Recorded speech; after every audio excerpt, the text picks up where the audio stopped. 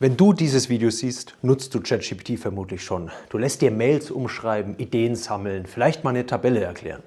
Und trotzdem bleibt dieses Gefühl, da steckt viel mehr drin. Nur kommst du irgendwie nicht ran. Und du findest auch überall dieselben Basics. Schreib mir eine freundliche E-Mail, ein Kollege von dir lässt sich einen LinkedIn-Post zusammenfassen, aber dein Alltag sieht anders aus. Du sitzt an Slides, Reports, Daten, Angeboten und Entscheidungen.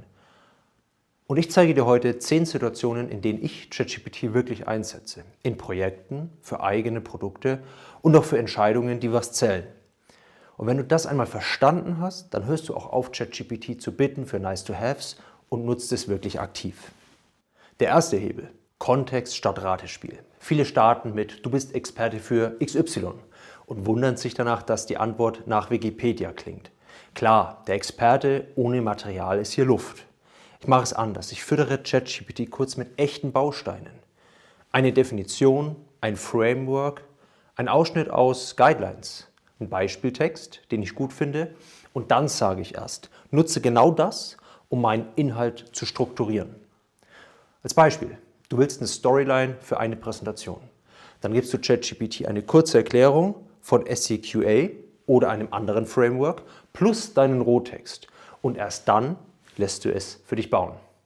Du wirst sofort merken, das klingt nicht mehr generisch, weil es an deiner Realität hängt. Hebel Nummer 2. Man kann aus Reports echte Arbeit machen. Fasst das PDF zusammen, bringt fast immer eine brave Kurzfassung. Ist nett, aber nutzlos. Ich gebe immer ein Ziel vor. Zum Beispiel, mach aus diesem Branchenreport eine Gliederung für ein 15-seitiges Strategiedeck für die Geschäftsführung, für die Gesellschafter oder weitere. Ziel ist es, gegen neue Wettbewerber bestehen, schreib die Kapitel so, dass ich sie direkt in PowerPoint übernehmen kann. Und dann bitte ich zusätzlich um Fundstellen, damit ich das Original schnell prüfen kann. Was passiert dann? Du ziehst damit nicht Wissen aus dem Report, du ziehst ein Ergebnis. Hebel Nummer 3 geht um Ideen und die auf ein anderes Niveau zu ziehen. Brainstorming mit KI kann flach sein. Dann liegt es fast immer am Rahmen.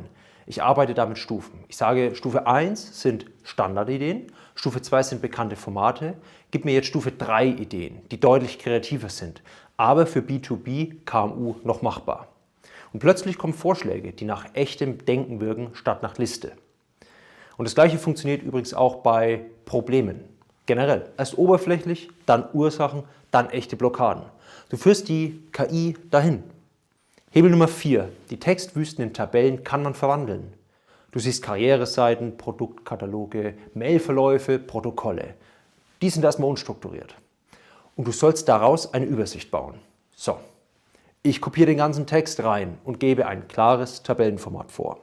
Beispiel: Mach mir eine Liste mit Rolle, Ort, Level, Fachbereich, Link, 5 Keywords. Wenn ein Feld fehlt, lass es leer. Und dann exportiere ich alles als CSV und fertig.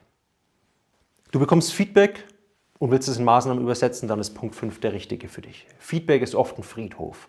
100 Kommentare, dein Vorgesetzter hat wieder irgendwas erzählt, aber du weißt nicht, wie du es umsetzen sollst. Ich lasse ChatGPT dann clustern. Baue mir 4 Kategorien, ordne das Feedback ein und schlag mir ein To-Do vor. Und dann gib mir 3 Maßnahmen mit größtem Effekt. Warum sind die wichtig? Wie setzen wir sie um? Was erwarten wir als Ergebnis? So wird aus dem Chaos eine Mini-Roadmap. Du kannst sie super schnell in Jira oder in eine Folie werfen und fertig. Hebel Nummer 6. Wiederholen, ohne neu zu tippen. Es schreiben viele von meinen Kollegen jeden Tag dieselben Anfragen neu. Meeting-Zusammenfassungen, irgendeine Storyline, E-Mail-Reviews, Case-Strukturen. Da behandle ich gute Prompts wie Vorlagen. Ich speichere sie als Snippets ab, dann starte ich nicht bei Null, sondern mit einem getesteten Baustein und fülle nur noch den Kontext ein. Das spart Zeit und hält Qualität stabil. Überleg dir dabei, was kann ich automatisieren und was ist ein Framework, das ich öfter verwende. ChatGPT verschönigt auch immer die Realität. Dabei ist Hebel 7 der Counterpart dafür. Du willst härteres Feedback. Und ChatGPT kann das auch. Es kann ein kritischer Sparring-Partner sein. Für Slides schreibe ich zum Beispiel: Stell dir vor, du hast 10 Minuten. Markier alles, was unklar, redundant oder nicht entscheidungsrelevant ist. Mach mir eine kürzere Version, die trotzdem entscheidungsreif ist. Oder für eine wichtige Mail: Sag mir, ob die Botschaft klar, respektvoll und durchsetzungsfähig ist. Zeig mir eine Version mit maximaler Wirkung und minimaler Lesedauer. Damit bekommst du ein echtes Qualitätsgate und ein kleiner Lifehack. Auf GitHub gibt es unendlich viele Prompts, die diese Beschönigung aushebeln. Ich nutze ChatGPT für Excel-Formeln, Miniskripte und auch Datenbereinigung. Du musst immer aufpassen, ob das dann richtig ist, aber der Trick ist recht simpel. Du beschreibst dein Problem in Alltagssprache, gibst Beispieldaten und verlangst Code plus Erklärung in einfachen Worten. So baust du dir schnell Helfer, die jeden Tag laufen und die du auch verstehst und verifizieren kannst.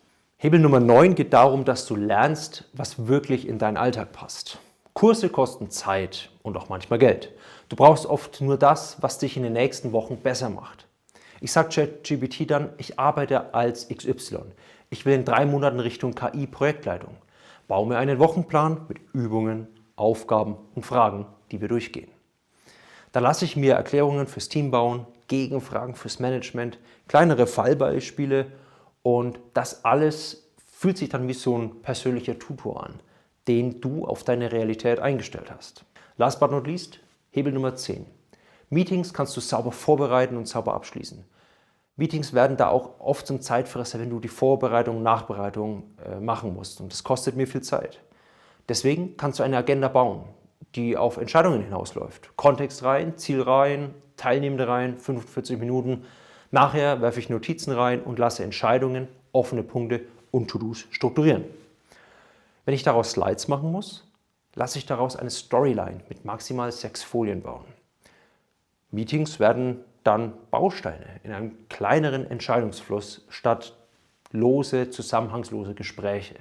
Mit den 10 Punkten kannst du ChatGPT als Verstärker nehmen. Dann wird es kein generischer Output mehr, der dir irgendwie, wenn es glücklich läuft, Zeit spart. Du kannst Qualität und Kommunikation fokussieren. ChatGPT kann nicht verantwortlich gemacht werden, du aber schon. Und mein Tipp ist jetzt, dass du diese Hebel nimmst und sie in echte Situationen challenged. Im Angebot, im Reporting, im Meeting, bei Feedback. Dann merkst du sofort, was hängen bleibt oder was dir nur Energie raubt. Und sich mit KI zu beschäftigen, kann eben sehr viel Energie kosten, weil es kompliziert, schnell und viel ist. Wie du mit Energie umgehst und für dich nutzen kannst, habe ich mit Niklas Steenfahrt besprochen. Wir sehen uns dort. Bis gleich.